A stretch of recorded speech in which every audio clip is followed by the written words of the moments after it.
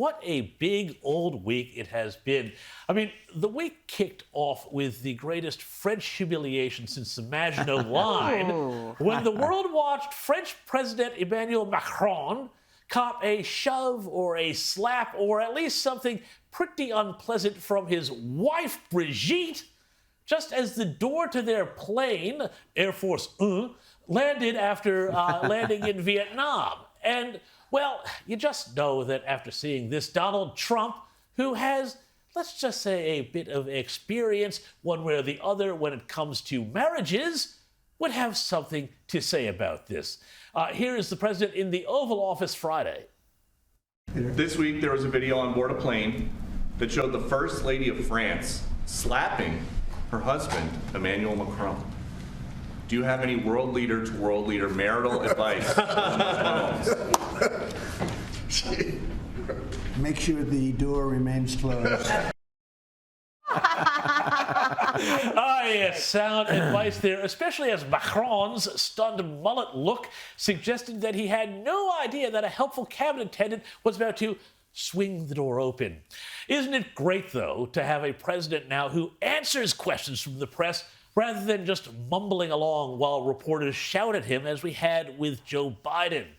Meanwhile, there in the Oval Office, Elon Musk, whose time as the Doge father has come to an end after his position as a 130-day special government appointee timed out, well, he was there in the Oval Office too, and he didn't hold back dealing with a fake news report from the New York Times.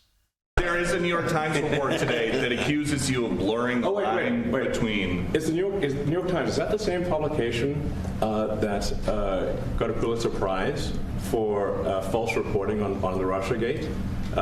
Is it the same organization? I got to check my Pulitzer counter. It is. I think the judge just ruled against New York Times for their lies about the Russiagate hoax, and that they might have to give back that Pulitzer Prize. That New York Times, let's move on.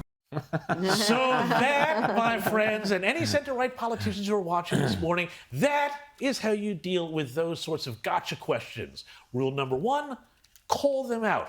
Rule number two, don't let your enemies in the press determine the terms of engagement. If only some of our local politicians had that sort of gumption when it comes to, say, the ABC. But when it comes to dealing with the media, no one in the Trump White House is more of a star performer, I think, than Trump advisor Stephen Miller, who is a living, breathing deportation machine.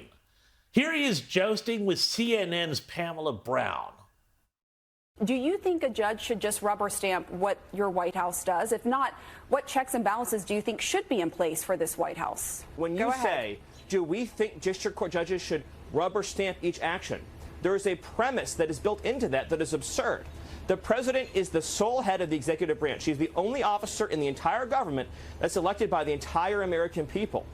Democracy cannot function. In fact, democracy does not exist at all if each action the president takes, foreign policy, diplomatic, military, national security, has to be individually approved by 700 district court judges. That's democracy. So if there's 15 communist crazy judges on the court, that each of them as a team working together can block and freeze each and every executive action.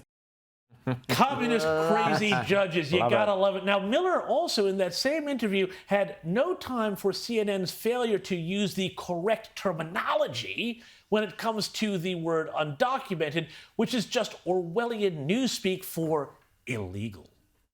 Undocumented migrant sent a letter threatening to kill the president, promising to self-deport after the assassination. CNN reporting shows that investigators believe the migrant was set up.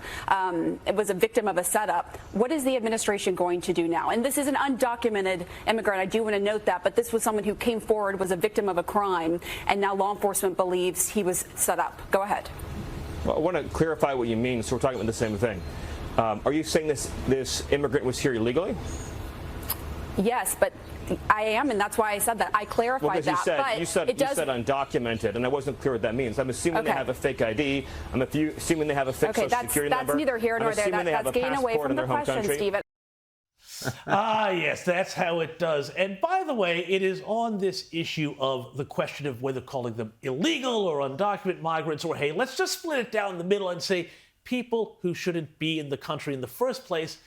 This is where the left in America absolutely falls apart.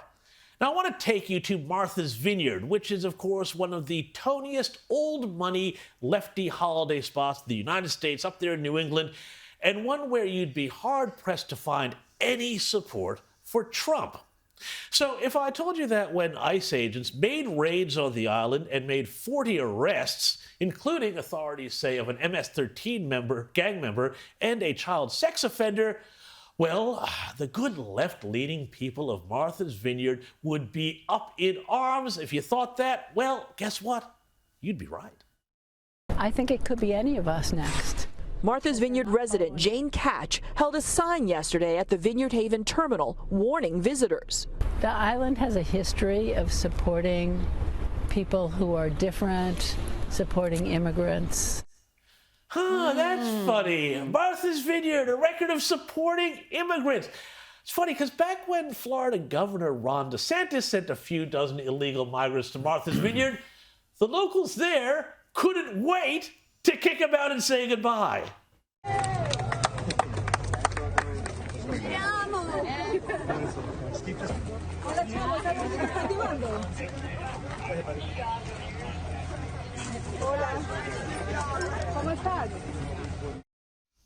Oh, bless, but weren't they so diverse for 48 hours? Look, I don't know. If the left there on Martha's Vineyard really had the courage of their convictions, they should have offered to let those MS-13 gangbangers and sex criminals come around and do a little gardening, mow the lawn, maybe look after the kids. But no, that would involve being consistent, and when it comes to the left, well, we just can't have that, can we?